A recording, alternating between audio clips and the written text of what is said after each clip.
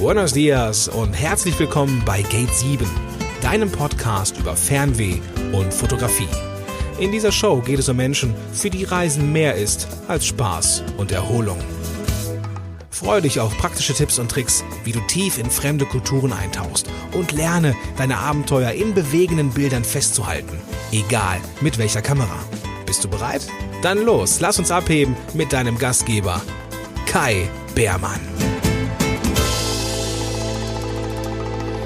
Ja, eigentlich hatte ich gehofft, in dieser Woche zum gewohnten Rhythmus zurückzukehren, sprich am Sonntag die neue Podcast-Folge rauszuschicken. Das hat leider wieder nicht geklappt. Es ist Mittwoch geworden. Am vergangenen Wochenende war Thomas hier zu Besuch im Rheingau und gemeinsam mit 7 Teilnehmerinnen und Teilnehmern des Workshops waren wir in den Weinbergen unterwegs, haben viel fotografiert, Reportagefotografie in der Praxis, alles rund um das Thema Wein. Der Genuss kam natürlich auch nicht zu kurz. Wir haben leckeren Riesling getrunken. Ja, und in dieser Woche ging es flott weiter. Wir stecken mitten in den letzten Zügen zur Fertigstellung des Manuskripts für unser Buch mit Bildern, Geschichten erzählen. Das Ganze erscheint im D-Punkt Verlag und ja, wer schon mal ein Buch geschrieben hat, der wird wissen, dass ja einem auf den letzten Metern auf der Zielgeraden immer noch sehr, sehr viele Dinge einfallen, die man nicht berücksichtigt hat, und insofern ja, sind wir da kräftig am Rotieren und das Ganze führt dazu, dass mein Podcast-Rhythmus ein bisschen durcheinander geraten ist. Ich habe zwar jede Menge Interviews liegen, die aber noch produziert werden müssen, und ja, ich hoffe, dass ich dann in Kürze wieder zum gewohnten Rhythmus zurückkehren kann. In den vergangenen Tagen ist mir allerdings eins aufgefallen, und was genau das ist, das möchte ich an dieser Stelle gerne mit dir teilen. Bei der Bildredaktion für das Buch, sprich beim Eintauchen in mein Archiv auf der Suche nach den passenden Bildern, da lief bei mir einer meiner absoluten Lieblingspodcasts in Dauerschleife, The Candid Frame. Falls du ihn noch nicht kennst, dann empfehle ich dir auf jeden Fall, da auch mal reinzuhören. Es lohnt sich. Ja, und Ibadio Next Perello ist weit vor mir angefangen mit dem Podcasten. 2006 war das der Fall. Dementsprechend viele Episoden gibt es mittlerweile. 559, um genau zu sein. Davon bin ich mit Gate 7 noch ein Stück weit entfernt. Aber immerhin gibt's auch schon über 300 Folgen jetzt. Und ja, beim Hören der Episoden, ich bin bei Folge 1 angefangen, da musste ich auch immer wieder an meinen eigenen Podcast denken und wie viel mittlerweile passiert ist, wie viele Gespräche ich führen durfte, wie viele Fotografinnen und Fotografen ich kennengelernt habe durch den Podcast, und ja, dass häufig die Zeit fehlt, um die ganzen Eindrücke, die Impulse wirklich einsickern zu lassen, damit sie nachhaltig werden. Und ja, jetzt gerade in dieser Zeit, wo es etwas schwer geworden ist, diesen gewohnten Wochenrhythmus durchzuhalten, da bin ich ins Nachdenken gekommen, ob es künftig nicht vielleicht doch sinnvoller wäre, nur alle 2 Wochen eine neue Folge zu veröffentlichen, um dir mehr Zeit zu geben, dich mit den Inhalten intensiver auseinanderzusetzen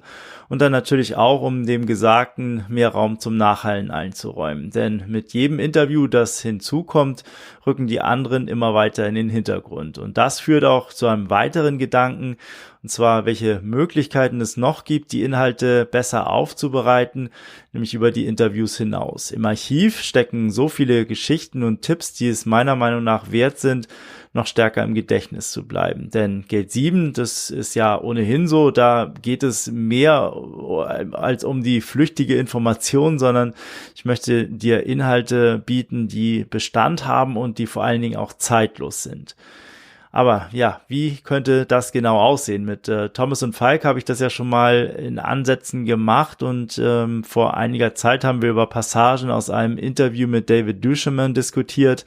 Wir haben seine Gedanken vertieft und ergänzt. Das wäre sicherlich ein Weg, eine Möglichkeit, aber wenn du noch weitere Ideen hast, dann lass es mich gerne wissen. Ich freue mich, von dir zu hören. Ja, stärker das bestehende Archiv aufzuarbeiten und schlummernde Perlen zu bergen, ist auf jeden Fall etwas, das bei der anstehenden Weiterentwicklung und Neuausrichtung des Podcasts eine wichtige Rolle spielen wird.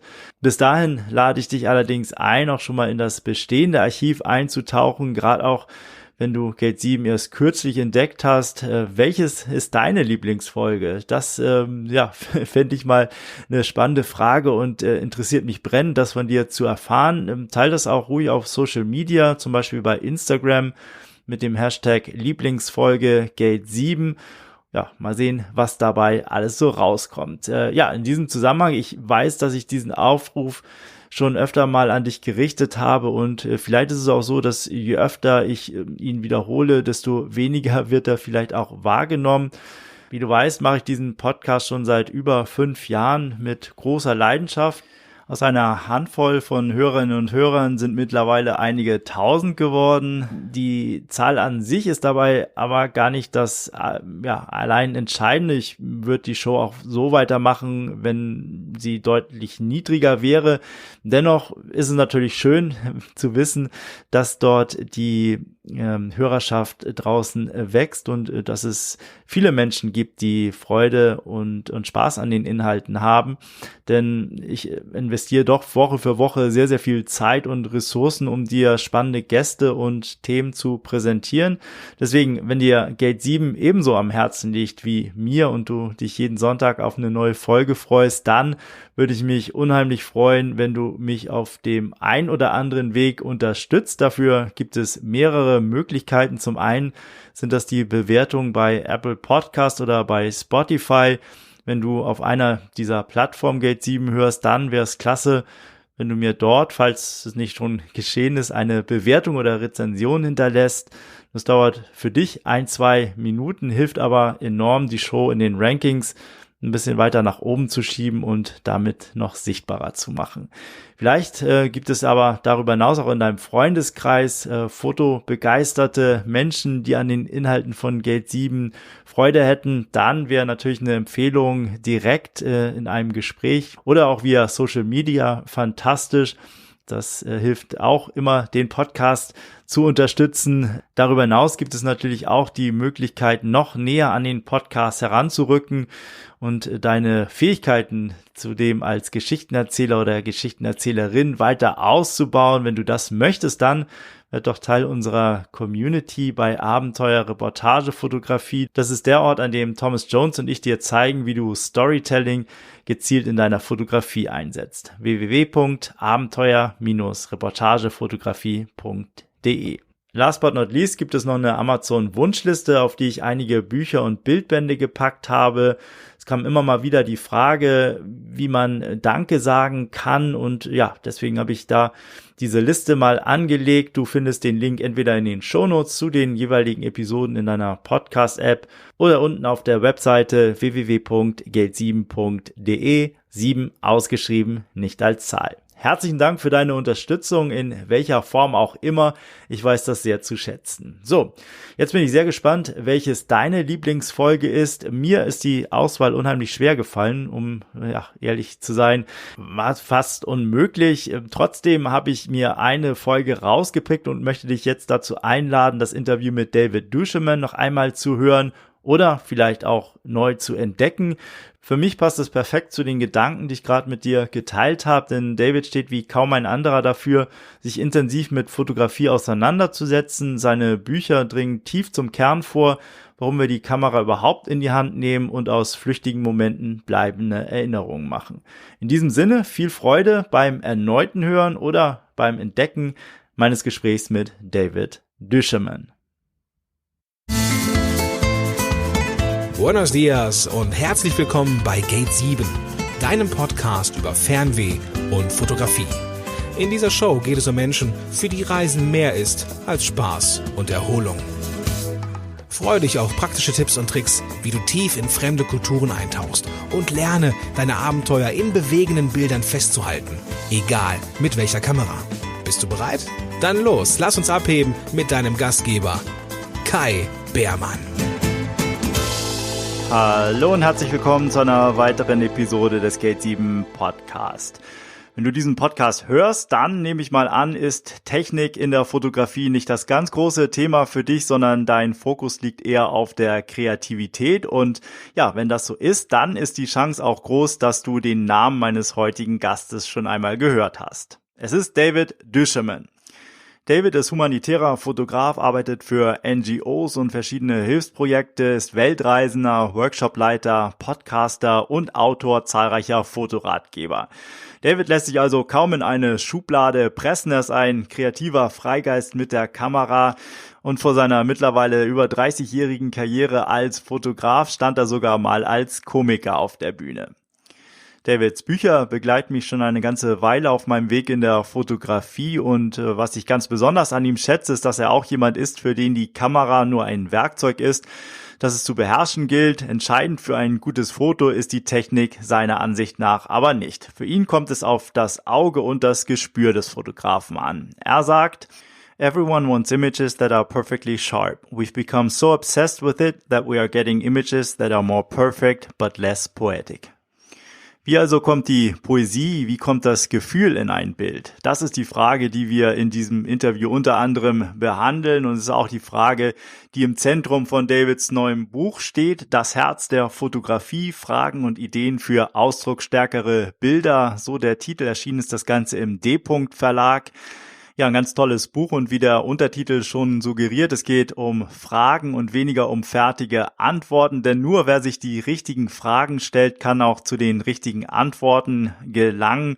Gerade was die Frage angeht, was ist ein gutes Foto, darauf gibt es keine allgemeingültige Antwort. Jeder beantwortet diese Frage unterschiedlich, und genau das ist eben in der Fotografie auch wichtig, dass man selbst die wichtigste Instanz dabei ist, zu bewerten, ist das ein gelungenes Foto oder nicht. Das Schlimmste, was wir als Fotografen machen können, ist, uns von den Meinungen anderer abhängig zu machen oder gar im Internet Meinungen einzuholen. David empfiehlt da: The question is how we can be okay with what we make instead of always asking the Internet, do you like it? Ja, die Frage, was ist ein gutes Foto, wie gesagt, ist unmöglich zu beantworten. Sich auf das Terrain zu wagen, ist wie ein Spaziergang auf Treibsand. Es gibt keinen festen Grund, keine soliden, allgemeingültigen Kriterien. Das sieht auch David so. Er sagt: There's no such thing as a good photograph. What does that even mean? There's no objective standard. Ich denke, das ist sehr treffend auf den Punkt gebracht, denn am Ende geht es ja darum, den Spaß an der eigenen Fotografie zu behalten und sich dabei nicht von den Meinungen anderer treiben zu lassen. Der kreative Prozess ist kein Sprint, der zu einem konkreten Ziel führt, das man sich vorher einmal gesteckt hat, sondern im Gegenteil, es bedarf eines sehr langen Atems. David sagt: Craft is a very long game. Ja, ich hoffe, du hast Lust auf dieses sehr abwechslungsreiche Gespräch über Kreativität und die Frage, wie wir unsere Bilder ausdrucksstärker gestalten können. Denn selbst wenn es nicht möglich ist, die Frage allgemeingültig für alle zu beantworten, was ein gutes Foto ist, so ist es doch möglich, diese Frage für sich selber zu beantworten. Wie du dahin gelangst und mit welchen Werkzeugen, darum geht es in diesem Gespräch.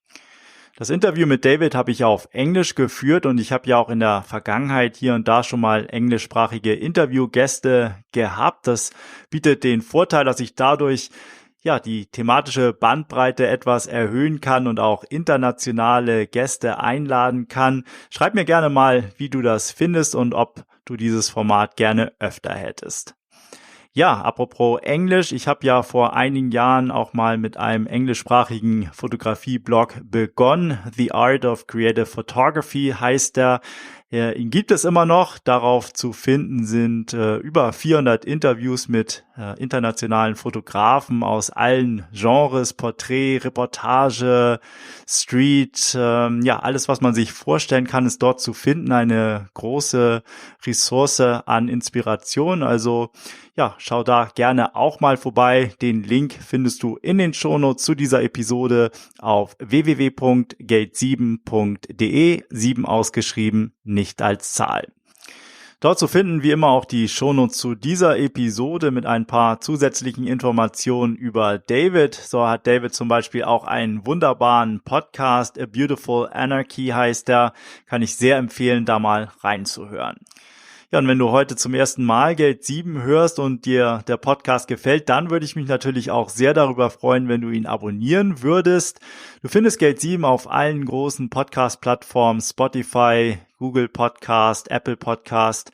Stitcher, Deezer, wo auch immer du am liebsten Podcast hörst. Ich würde mich sehr freuen, wenn du diesen Podcast auch noch abonnierst, in deine Playlist mit aufnimmst und so keine neue Folge mehr verpasst in Zukunft. Aber auch ein Blick zurück lohnt sich. Mittlerweile finden sich über 190 Episoden im Archiv. Da ist also für jeden Geschmack etwas dabei, zu allen Genres der Fotografie und auch viele inspirierende Reisegeschichten. Also schau dich da auch gerne mal um. So, jetzt aber genug der Vorrede. Lass uns eintauchen in das Interview mit David Duchemin. Viel Spaß! Hello, David. Welcome on my podcast. Good morning, Kai. How are you? I'm fine, thank you. David, it's such a pleasure having the chance to talk with you. I really appreciate you taking the time for this conversation. I've followed your beautiful work for quite some time, and I think every photographer interested in the creative side of photography has at some point come across your beautiful books. Your most recent one is called The Heart of the Photograph. It's also just been published here in Germany by D. Verlag. The title is Das Herz der Fotografie. That's something I'd like to talk with you about later on in this interview. But to get us started, let's learn a little bit about yourself. Can you still recall your first camera moment? And if so, what was it like? And what was it that eventually got you hooked on photography and led to a lifelong fascination with the medium? I have a couple of them. One I've never actually talked about publicly. It just occurred to me. The very first, my father was a photographer, and at a certain point, I think I was maybe 10 years old, he gave me for Christmas a very small 110 format camera. And if you know anything about film, the 110 format it was small. It had negatives about the size of your fingernail. And, of course, the image quality was predictably terrible. But you could put it in your pocket, and it had two lenses. It had like a wide setting and a tele setting. And there was nothing you could screw up. You just advanced the film, you press the button, and they frankly, they were all terrible. But there was something about it. I mean, I walked around with this thing, and it would fit in your pocket. And I spent all my spending money on these very, very terrible photographs. But there was just something about it that it was magic to me. And then several years later, I found a camera that my mother owned I was snooping around and I found this camera, and it was a Yashica 35 millimeter. And I had no idea what I was doing with it, but I started playing with it. And it was only then that I realized it had film in it. And I thought, oh my God, my mother's going to find out that I've been, doing this. And so at some point I figured out how to get the film out. And then I thought, oh, what am I going to do with this film? It's not like I'd killed someone, but I was so worried about getting rid of the evidence. And it was very stressful for me. But there was something about holding that camera and looking through the lens and focusing it, and it made sense to me. So when I was about 14, at a garage sale, I found a camera, and I thought, this is it. I'm going to spend my money on this camera. And it was a Voigtlander, and it was love at first sight. I loved it. And then I had a Pentax and, my quote unquote real camera. And I started playing with interchangeable lenses, and I was just hooked. And then suddenly I had a dark room, and before you knew it, I was a photographer. I just loved it. There's something about holding that camera in my hand, and it's not the gear, but the making the picture. And when I had a dark room and seeing that picture come to life, like I said, it was just absolutely magical. It's not about the gear. That's something I'd like to explore with you. You're known as a photographer who doesn't put much emphasis on the technical side of photography. So the camera is more like a tool that you have to master. However, before we move on to topics like vision and creativity, I'd like to briefly touch on the technical side of photography. In your photographic process, what role does it play? Well, I think you said it very well, Kaya. It's something that you need to master, but it is only a tool. And a tool is, when someone has a tool, the next question is, well, what's the tool for? The priority for me anyway is not on the tool. I don't collect, hammers and saws and spend my time admiring them, though I like them well enough. For me, the excitement is building the thing. In the case of the camera, it is taking those technical skills and using them in service of the creative process and my vision for the photograph. So it's not that I don't put an emphasis on the technical. I think it's very important that we progressively master our craft, because that will enable us to do more with those tools. It will enable us to express our vision and do the creative things we want to do.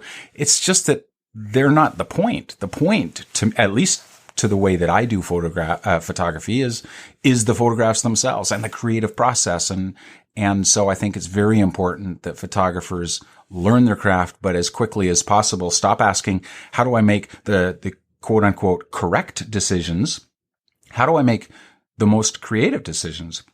How do I make the decisions that make photographs that are uniquely my own?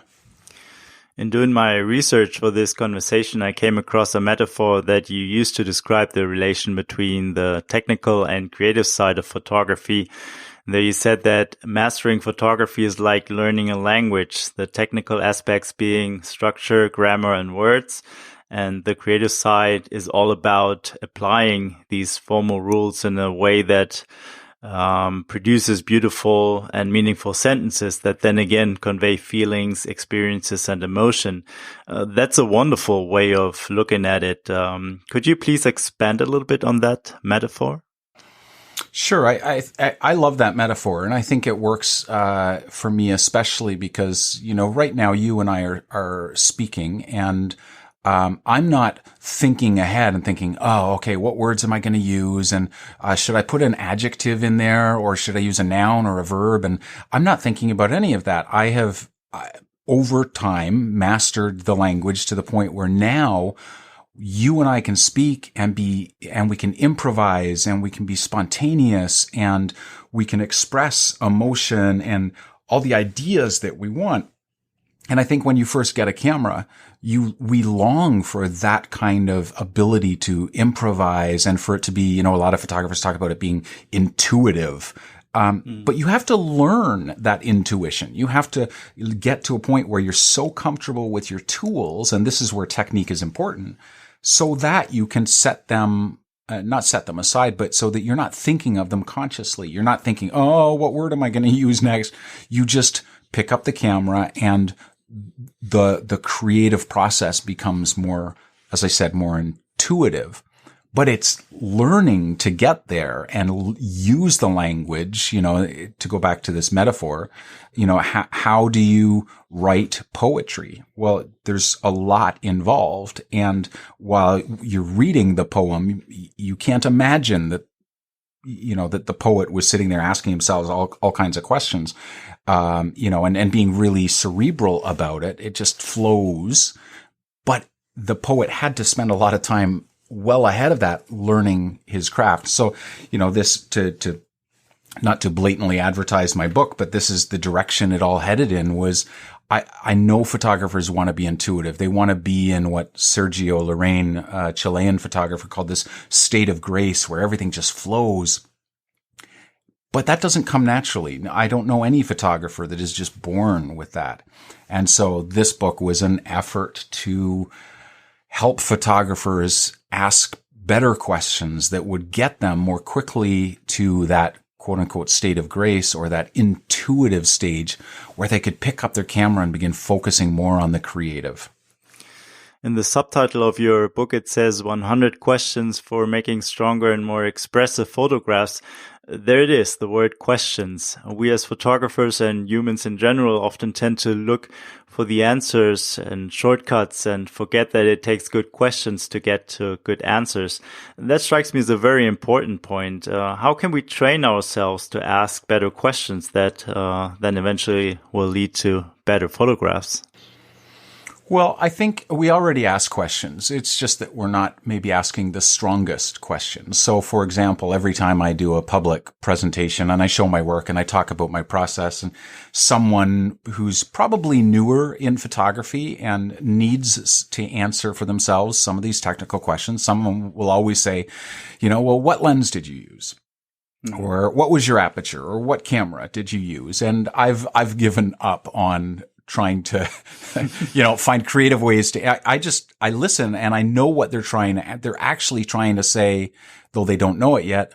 Why did you use the lens that you used? They don't want to know I used a Tamron or a Sigma or a Nikon. They want to know how I made the photograph look the way I did. And if I hear that question as, why did I use that lens? Or as the photographer, while I'm making a picture, ask myself, what do I want to accomplish with the look of this image? And which lens or focal length might do that in the strongest possible way? I don't know. Do you want to compress the elements? Do you want to really isolate things and make them sort of flatter and more graphic? Or do you want to use a wide angle lens because you want that feeling of inclusion? These kind of questions, when you just say, what lens should I use? You're kind of implying that there's only one possible answer. It's this lens or that lens. But creative thinking says, what are all of my possibilities here? What lens could I use? Which focal length could I use? I've got 3 lenses in my bag covering focal lengths from 16 millimeters to 300 millimeters. You would be paralyzed going through all of those focal lengths going, well, is it 35? I don't know. Maybe it's 37. But if you start with, instead of thinking about the correct lens to use, if you start with, what are my possibilities and what do I really want this to feel like? Do I want it to feel super inclusive? Do I want the energy to be really high? Well, if that's the case, it probably is the case that you want to use a wider lens because they do allow exaggerated lines and greater energy, and they allow you to get in close and be part of the action. But again, if the question is simply, well, which aperture should I use? Well, you got a lot of apertures. What do you want it to, do you need some shallow depth of field to create that isolation and to push the background kind of into blur? Or do you need greater depth of field to include certain elements that allow the story to make more sense? Unless you know what you're trying to accomplish, it's almost impossible to answer the question, what should I do? But the moment we say, what can I do? What are the possibilities? What do I want this photograph to feel like? Suddenly, there are immense possibilities. And that's where creative thinking, that's where the things get exciting for me, because then again, it's not just the same photograph everyone else has made. It's the one that you decide. And it's not just the lens and the aperture and the shutter, but it's the combination of these things and where your point of view is. Do you go high? Do you go low? Do you move over to the side? All of these things work together. And I think the better we are at asking the questions, again, not to find one specific answer, but just to see the possibilities, I think the stronger our photographs become. And not get overwhelmed with all the options one has at one's disposal. I think that's also the point of asking good questions, to narrow all the options down to a point where you know exactly what you want and don't become paralyzed, right? Yeah, I think so. And it is easy to become paralyzed. And I think that's where it just comes down to, let's see. Which one could I use? Let's see. Make the photograph, find out, see how it feels. And then if that doesn't work, just react to it and try something completely different. We're not saving lives here. This is not, we're not looking for a cure for cancer. There's no cost involved with making a mistake. Especially if that mistake then leads us to a better expression of what we're trying to do. Okay, it's not an 80 millimeter lens. It's not a 200. Maybe I should try the 16. There are many intriguing questions that you raise in your book, and one of them we just touched on is how do you evoke emotion with your images? How do you create emotion-fueled photographs that really get under your skin? And you say there are enough images in the world that show us what things look like, but they don't show us what it feels like. And I think that's exactly what many photographers struggle with. They might be able to create technically perfect images that are well exposed and follow the basic rules of composition. But still, they don't grab you. They don't convey to the viewer what the photographer felt like being in that particular situation when he pressed the shutter button. How does one achieve that? Or in other words, how do you transmit emotion in an image? Well, I think, Kai, one of the things that as photographers we do is when we first start out, we study cameras and we study lenses and we study the settings. But one of the things that photographers don't do enough, in my experience, is study actual photographs. It would be like wanting to be a musician and never really listening to a lot of music and understanding, why does this piece of music make me feel the way I feel? Why does it tell the story that it does? And photographers need to study photographs. And if you're trying to accomplish a certain feeling, look at photographs that make you feel in those ways and reverse engineer them, pull them apart and say, why do I feel this way? Why am I reading the photograph the way I'm reading it? What decisions did the photographer make? Is it instead of shooting it, with the sun over my shoulder, I moved my position so that instead the light was to the side or backlit? Is it the color temperature? Am I not being bold enough in my choices in either in camera or in post-production with color temperature, or allowing maybe some lens flare into your photograph? Or, there's energy can be such a big part of our photographs, but too often we kind of ignore the fact that, that longer lens might be deadening. It might be taking away the energy from the scene. And maybe we need a wider lens. Maybe you need to focus more on the colors. Maybe your colors just aren't working very well together. There's so many different ways that we can make a photograph feel a certain way. And rather than unpack all of that, I think the photographer needs to say, what photographs make me feel this way, and because it's right there, Kai. It's right in the photograph. It's not like there's some secret thing behind the photograph. There's no secret code or anything. You can look at the image that makes you feel a certain way and go, what is it? Is it, on my desktop right now, I have a photograph of a rhinoceros, but it's just a silhouette of rhinoceros. It's backlit and the sun is shining not on the grass, but through the grass. And so it's warm and it's bright, and it feels so much different, because it's backlit and underexposed relative to what the camera wanted. If I had photographed this the way the camera wanted, it would be overexposed. It would be kind of gross. I'd see all the details in the rhinoceros, but I just wouldn't care. Right now, I can see no details in this rhinoceros. It's just a silhouette. But there's so much more impact. There's a little bit of rim light around his body. And because I'm not thinking about the details, I'm looking at the shape of the horn and the backlight coming through the grass. These are things that we make choices about. You don't show up at a scene all the time and just go, oh, look, it's backlit. Backlight isn't a kind of light. Backlight is a phenomenon that exists only relative to our position to the light. You can make backlight. You want a backlight? Just walk so that you're facing your subject is between you and the sun, and it will be illuminated from the back, and that's a choice that you can make to add emotion or mood to your photograph. There's mystery is part of emotion and mood. We're so hung up on the idea of making sure we get all the details in the shadows. But if you are photographing a scene with quite a high contrast light, and you if you expose for the brightest highlights, then the darkest parts you're going to lose detail there. But you're going to get some fantastic shadows. Shadows give mood and they create mystery. They create places for all those details that aren't important to hide. They create great compositional elements. And so techniques like this and the ability just to recognize when they might be used to express what you want to express can bring emotion and mood into a photograph, and energy that we might not otherwise have. But the camera's not going to do it for us. We have to be the ones to go, this is my opportunity to respond to this light, to move my position, to use a different kind of lens, to maybe choose a stronger moment. Those are all our choices. Yeah, you're absolutely right. It's not about technical perfection, quite to the contrary. Blur, for example, can add to a particular mood of an image. And earlier on, you mentioned the Chilean photographer Sergio Larraín, who also happened to be one of my favorite photographers.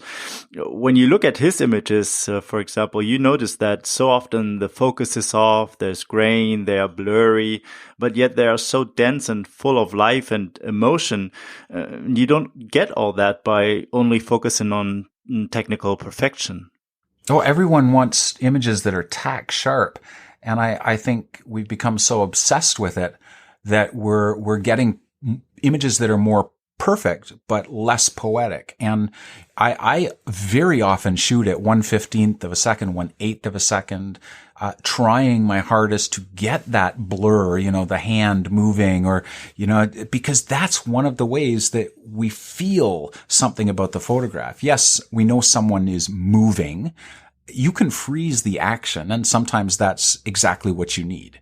But also very often it's not the right tool. Very often to show that motion, you've got to blur some stuff. You can keep the camera still and just have that subject blur, or you can move the camera. You can pan with them. And I mean, I'd much rather see, if I'm going to look at a picture of a race car, I'd much rather see a picture not where it's frozen in time, but where the camera has moved and panned and created this sense of, oh my God, look how fast that car is moving. I can feel it.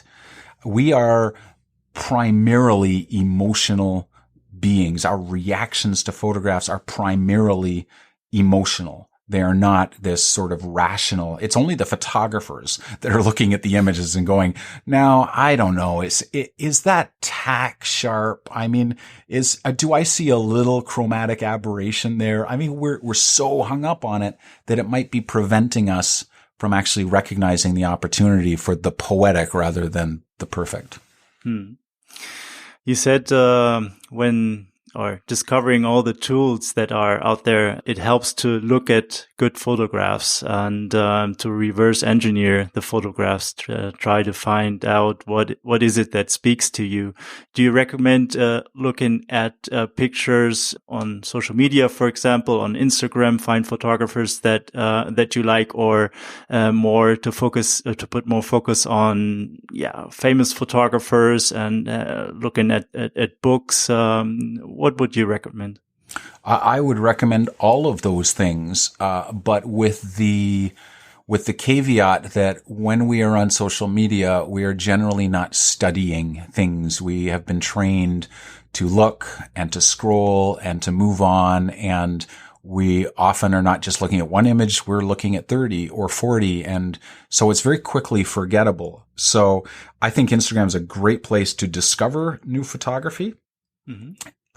And let's be honest, some of the famous photographers just aren't going to resonate with you. And some people that you have never heard of are going to create work that takes your breath away. So I don't have a lot of regard for whether someone has a name or doesn't. I think find photographers.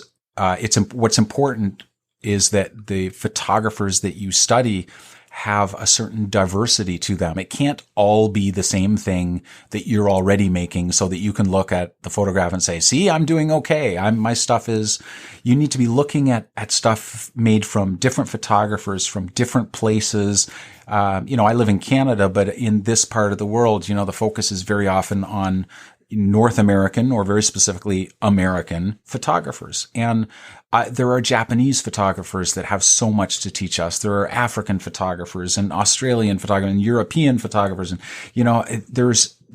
and with every sort of divergence, if I look at a Japanese photographer, they're going to be showing me work that might be very different from what is accepted as quote unquote good photography in North America. And I need to expose myself to that.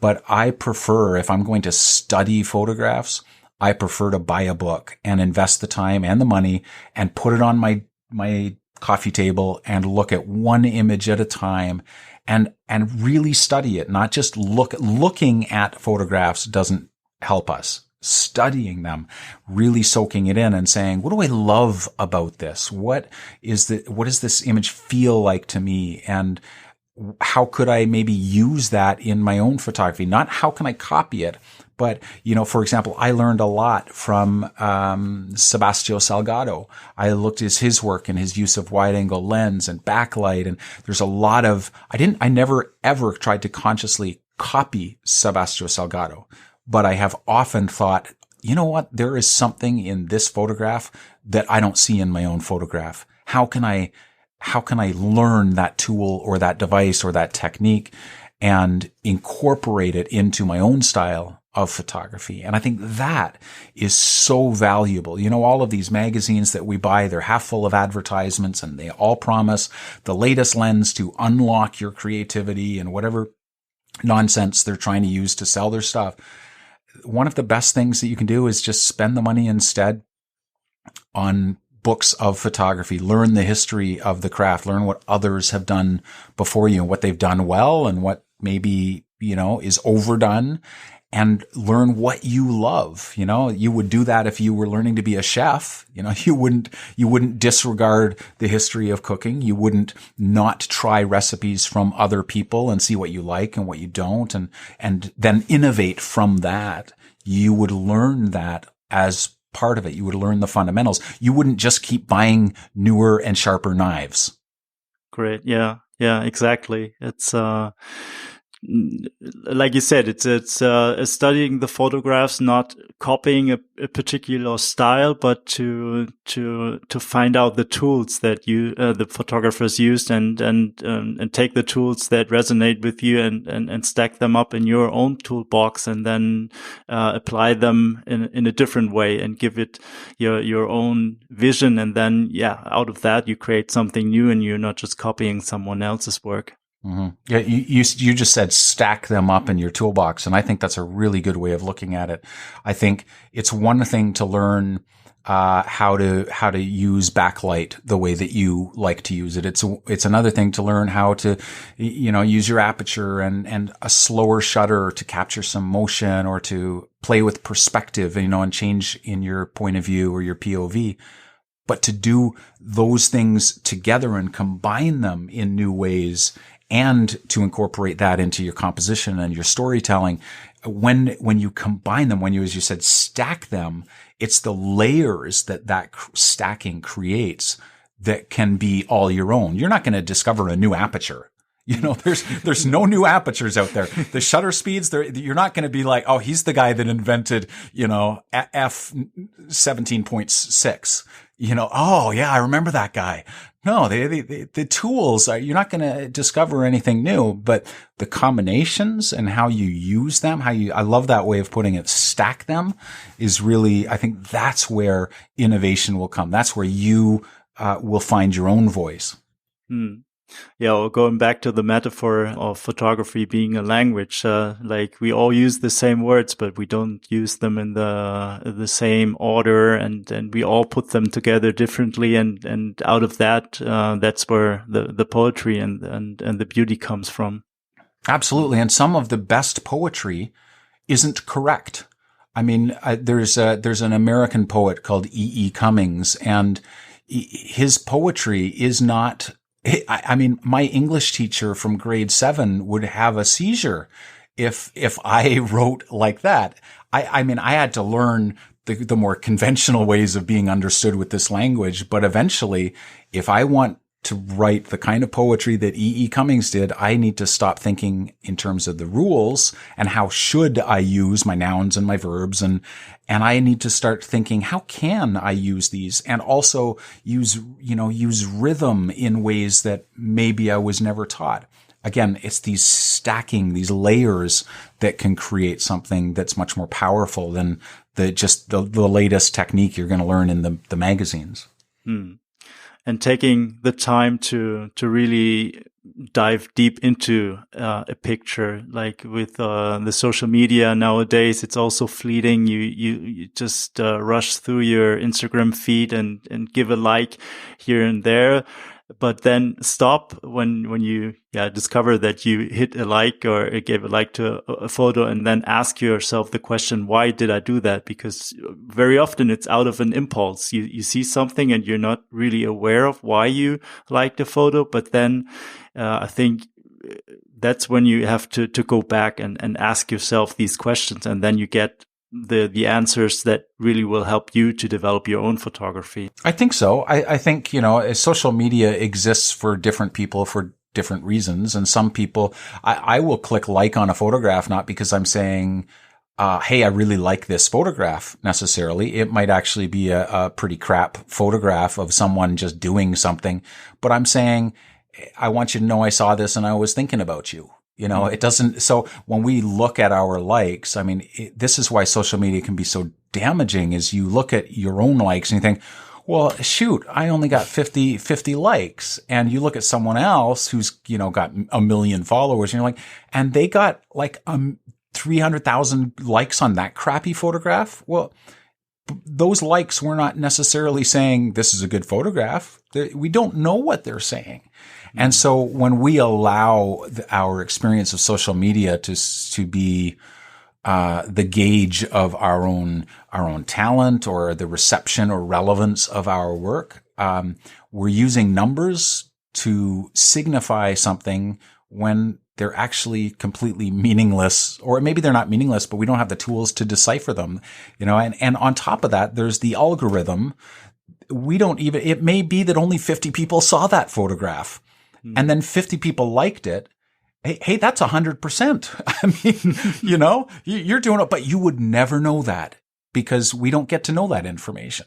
And so I think social media is actually very hostile to creativity. I think it creates too much, it discourages different points of view. It discourages creativity, and really it just kind of rewards people for clicking buttons and scrolling kind of mindlessly. So I use social media. I'm not down on social media. I think it's just a tool, and we need to ask ourselves, as we do with every tool, how can I best use this tool? We don't just, get a new hammer and hammer everything.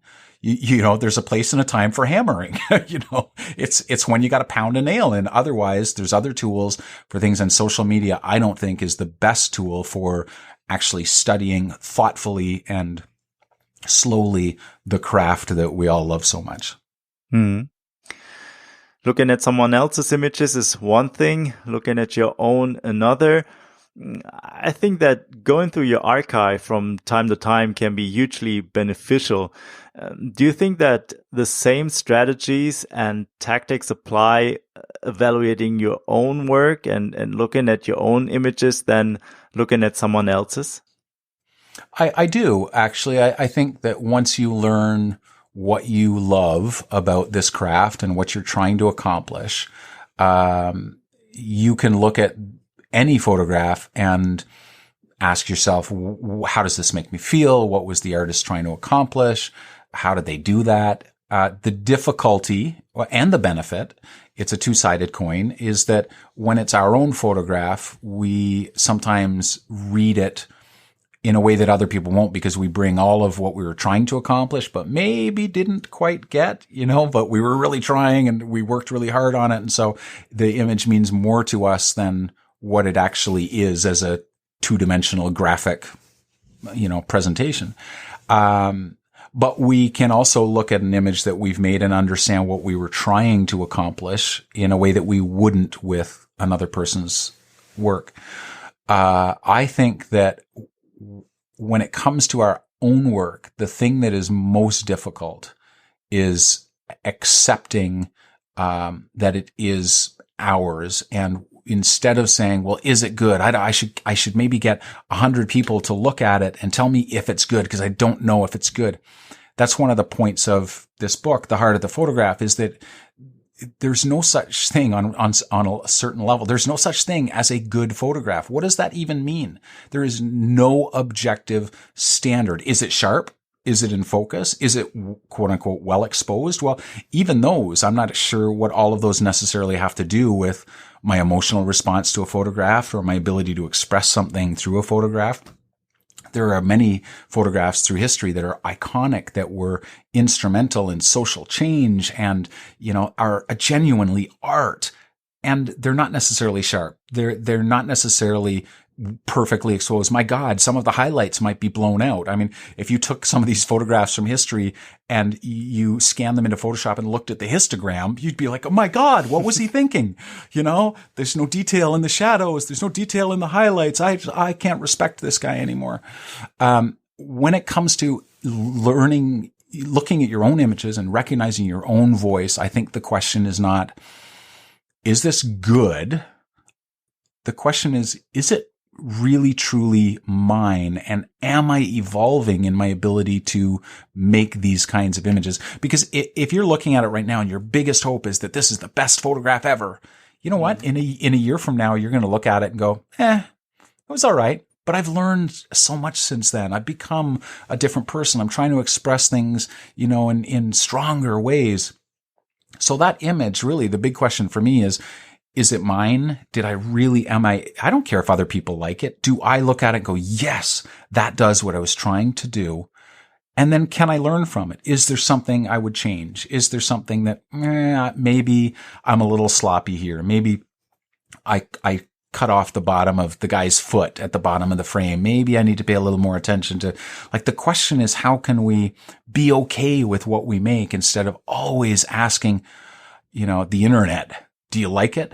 I mean, stop asking the friggin' internet whether they like your photograph, because you ask 100 people and 50 are going to say they love it. 50 are going to say they don't care. And then 30 people you didn't even ask are going to chime in with other opinions. And you're going to be left not only not having an answer to your question, but you're going to be left doubting your own voice and going, I don't know, maybe they're right. Maybe it is crap.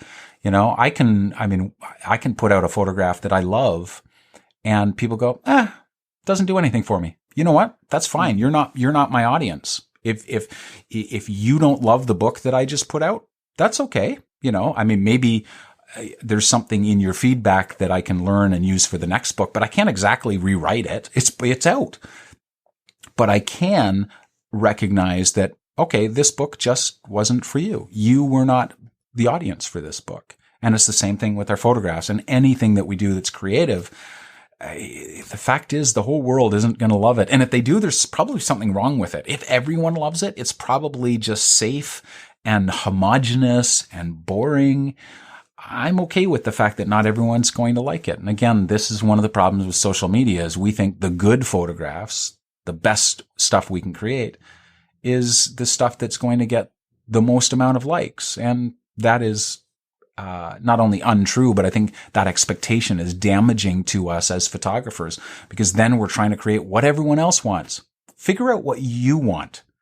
And yes, also find some people that 1, 2, 3 people that you respect, that understand what you're trying to accomplish, that have done this for longer than you, and let them show your stuff to them and say, what do you think? And hopefully they will be asking questions like, well, tell me what you were trying to accomplish, rather than just looking at it going, well, if I had done this. Well, you didn't. It's not your photograph. It's my photograph. And I'm asking you to help me understand where my craft and my vision collide. And is there something you see here that maybe I could be doing in stronger ways? Maybe you have an idea for incorporating, maybe you look at it and go, I love your composition. I love your storytelling, but it's a little static. Have you thought about playing for a year with a slower shutter speed and getting some motion in there? Have you thought about abandoning that 85 millimeter lens that you're so fond of because it's safe and working with a 24 millimeter lens for a year and really getting comfortable with a different way of using space and composition and the way that, a 24 millimeter lens, if you want to use it well, you got to get close. Mm-hmm. And a lot of us are scared. And that's why we like our 70 to 200, because we can stand kind of a little further back, but you can feel that distance in the photographs that are made with that kind of lens. So we do need people that can look at our work critically, but you cannot let those people self-select. You cannot let them say, oh, I'll give you feedback, because you know what? They just want to hear themselves talk. You've got to choose them, because only you know where you're trying to go with your work. If I wanted to create, if I was a painter and I wanted to create really realistic, kind of paintings, I probably would not be going to Picasso and saying, help me out here. because he would probably be wanting to push me in another direction. That doesn't mean I wouldn't listen to him. I just probably wouldn't seek him out, because I would probably have more in common with a National Geographic photographer and, go to one of my friends who shoots for National Geographic and say, I've just shot a project. Tell me which work here you think is the strongest. And then let's talk about why. That would be helpful. And not everyone has friends in National Geographic. I don't necessarily mean that, but there are lots of people that have been doing this for a little longer than you have that you can sit down with and say, tell me what you think is the strongest. Tell me what you think is maybe not resonating with you and just maybe I'm fooling myself, but let's talk about why. If you don't have the conversation about why, it's useless information. I love the question that what did you have in mind when you took the photograph, or what did you want to convey with the image? I think that's a very good approach to also for you as a photographer, you get the answers of how you could have made it even stronger. Or I think that's a very, very good approach if you can find another one critiquing your work with that question in mind. That's great. And I think, absolutely. And I think you also need to be asking that question when you make the photograph. I think if you were looking at one of my photographs, Kai, and said, so tell me what you had in mind here. Tell me what you were trying to accomplish.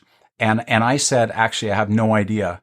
Well, no wonder it didn't turn out very well. I mean, how would I make a choice about where I stood or put the camera? How would I make a choice about the type of the focal length I used, or my aperture, or my shutter speed? How would I make any compositional or storytelling? The only thing I could do is just point and shoot.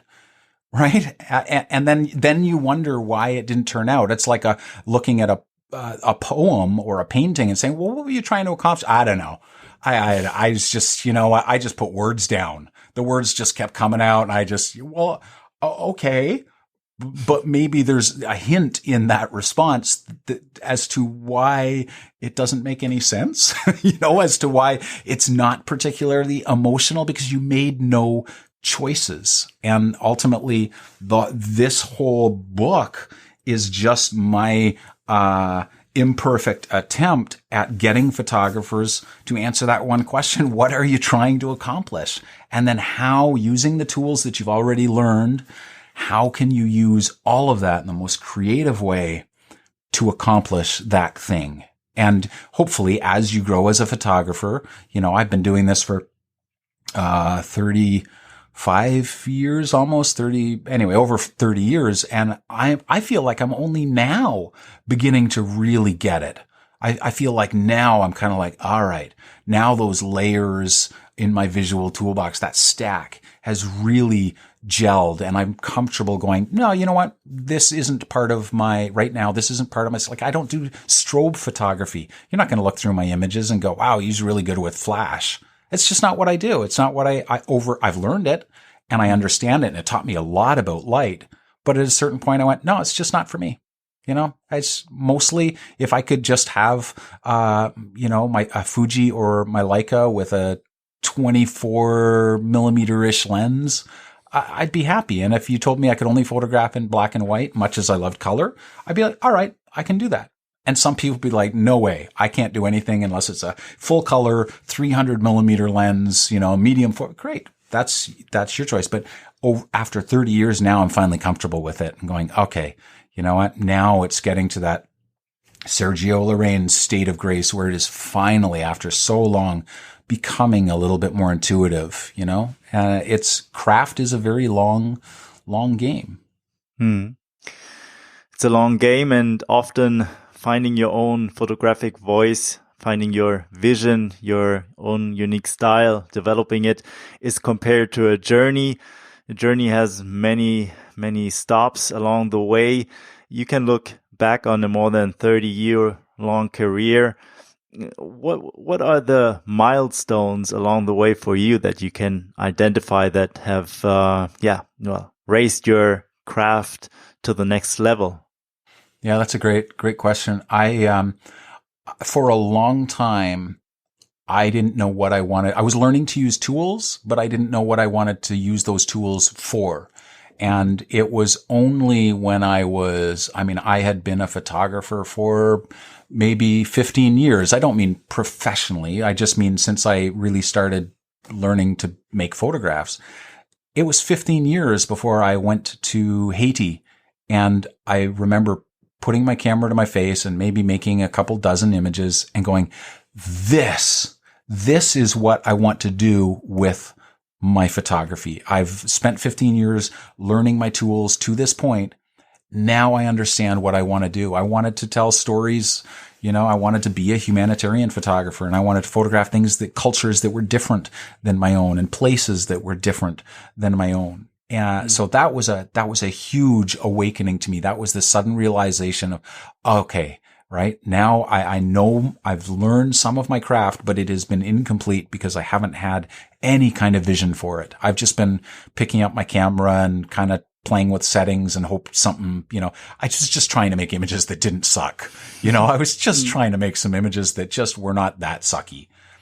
And then one day I woke up in Haiti and went, no, there's something more. That was one of those big realizations. And another was when I really started to learn how to tell stories and understand the visual language, that it wasn't just about using the tools to do this thing, to make these photographs, but actually that our tools are not necessarily just our camera and our lens or shutter speed, but that they are things like balance and tension, that they're things like color harmony and storytelling. I mean, so many photographers say, oh, I'm a visual storyteller. And you say, great, tell me about story.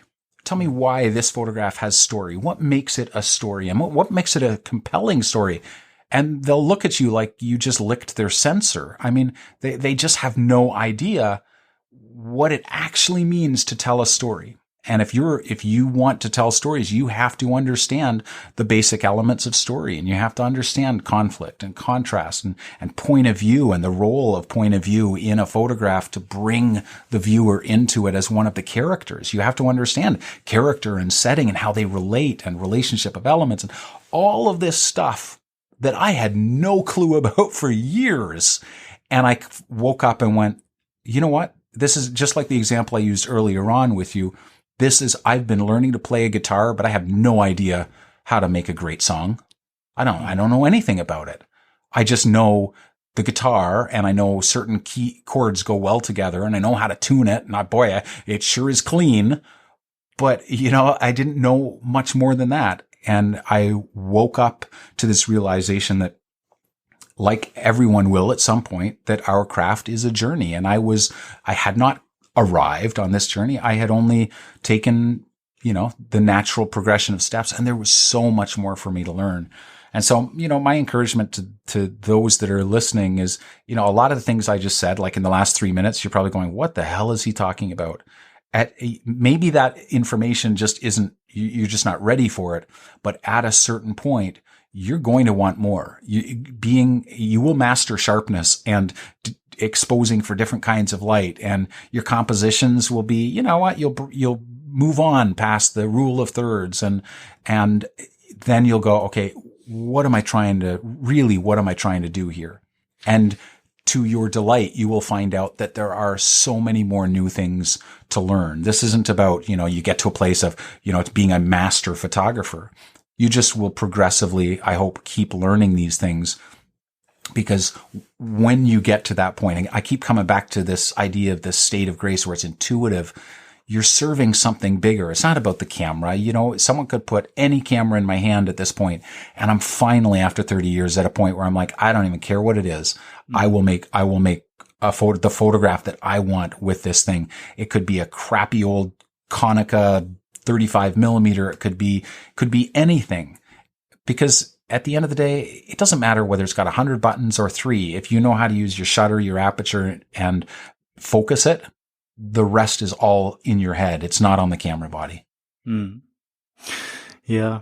And, the intuition, that's, I think it's key that, at one point you get to that point where intuition takes over, and you are not there in the moment of taking the photograph, making all the decisions and running through all the questions that you might have, and then the moment is gone. But once you achieve that state that intuition takes over in the decisive moments, then I think you've come a long way as a photographer. You have, but the nice thing is there will always be areas where that intuition is not yet well trained, so there will always be some new thing to learn in some way. I think the danger of the book that I wrote here is that someone might pick it up and look at it and go, 100 questions. I haven't got time for 100 questions. And then they'll open the damn thing and they'll find out there's way more than 100 questions in here. How can I make a photograph? I mean, the light will be gone. The moment will be over. I'll be an old man before I answer all of these questions. These are not necessarily the questions you ask all together in the moment. They're the questions we learn to ask and train that intuition so that when the moment presents itself, maybe you've learned to anticipate that moment. Maybe you've already taken a look at the light and asked yourself some questions so that, when you walk into that particular building, you're not seeing a great moment going, oh my gosh, my ISO, I got to put my ISO up. But you've walked into that building and just reached down and turned your ISO up because I can't make a photograph in this building at ISO 100. And you've done it in anticipation of. And so this is not a conversation about, you ask all these questions and finally you get there and your intuition has been trained and here I go. And worse, until then, I'm a lesser photographer. No, we're all learning along the way. And for some people that realize it's just enough that you finally figure out exposure. It's just enough that you get to that point where one day you're like, yes, I finally understand how to use my histogram to expose and not blow out my highlights. And your images will get so much better. But the beautiful thing is then you will have a new thing to learn. Then it will be wide angle lenses and then it will be slower shutters. And then it could be more creative things like multiple exposure and intentional camera movement. And we will always have some new exciting thing to learn. And I think that's one of the things I love about photography is I have never once woken up and thought, well, that's it. I've got to the end. I know it all. I wake up and I go, man, there's just so much more I could do here. And that's exciting. It keeps us moving forward. David, you're a prolific writer. You have written so many books. How many are there exactly up to this point? Well, if you include my ebooks and the 2 that will come out next month, I am at 32. 32 books. I don't know how that happened. I thought I was going to be a photographer and suddenly I'm a writer. Yeah. What was the motivation behind writing this particular book, your last book that we've been talking about? It's just, I think it's the culmination of my own understanding of how I am a photographer, but I'm also a teacher. And I have been learning not just my own craft as a photographer, but as a teacher. And I have finally, I think, got to a point where I could talk about these things in a way that it has only until now been internal. I ask myself a lot of questions. I think questions are really important for the creative process, not in an effort to find the answer, but in an effort to uncover possibilities. And it was the book that I wish that I had 15 years ago when I did finally realize there was something more than just learning the tools that I wanted to do it. Because there's nothing in here. I mean, if you want to learn how to use a histogram, or understand hyperfocal distances, or, there's nothing in this book for you. It's not that kind of book. But I sure could have used it 15 years ago when I realized, okay, I'm starting to kind of get the tools. I'm starting to feel comfortable with them. Now what's that next step? How can I think more creatively? How can I think not in terms of, is it a good photograph, but is it the photograph I want to make? And, I never had a book that gave me that kind of freedom or helped direct my understanding in that kind of way. And so they all always say, write the book that you want to exist or needed or wished you had. And this is that book for me. along with others, along with soul of the camera. I think soul of the camera and the heart of the photograph, they were kind of intended to go together. Great books. I can highly recommend reading them. I read them myself, and they've been a huge inspiration or source of inspiration for me on my journey in photography and towards greater creativity. And what I like about them is that the focus is on the why and not so much on the how. Thank you. David, I want to be respectful with your time. It's been a huge pleasure talking to you. Thank you. So one last thing before we wrap up. What's the best place on the internet for people to connect with you? The best place is just to go to my website, to davidduchemin.com. You can also find me at craftandvision.com, but you'll find all of that if you just go to davidduchemin.com. You'll find links to my books and to my new podcast and all of that sort of thing. You mentioned your new podcast, A Beautiful Anarchy. It's also on my playlist. I love listening to it. It's great, very short, right to the point, 15-minute long episodes about all the things that creatives are struggling with, but also about the joys of leading a creative life. Thank you. And one last thing I'd like to point our listeners to is your newsletter. We often sign up for newsletters, and then when they get into our mailbox, we don't really pay attention to them. With yours, it's different. I always look forward to receiving it. Your mails are carefully and thoughtfully crafted, always a great source of inspiration. So a newsletter very much worthwhile signing up for. David, thank you very much for all the work you put out there, and it's been a huge honor having you on my podcast. Thank you very much. You're welcome. Thank you, Kai. Bye-bye. Take care. Ja, das war das Interview mit David Duchemin, Autor und Fotograf aus Kanada. Mal wieder eine Episode auf Englisch. Ich hoffe, du hast alles verstanden. Ich denke, das ist eine gute Möglichkeit, um auch internationale Gäste in den Podcast zu bringen und die Themenbandbreite dadurch deutlich zu erhöhen. Schreib mir gerne mal, was du davon hältst und ob du dieses Format gerne öfter haben möchtest. Mir hat es auf jeden Fall unheimlich viel Freude gemacht, mich mit David zu unterhalten. Seine Bücher stehen schon lange in meinem Regal. Vielen Dank fürs Zuhören und bis zum nächsten Mal. Dein Kai.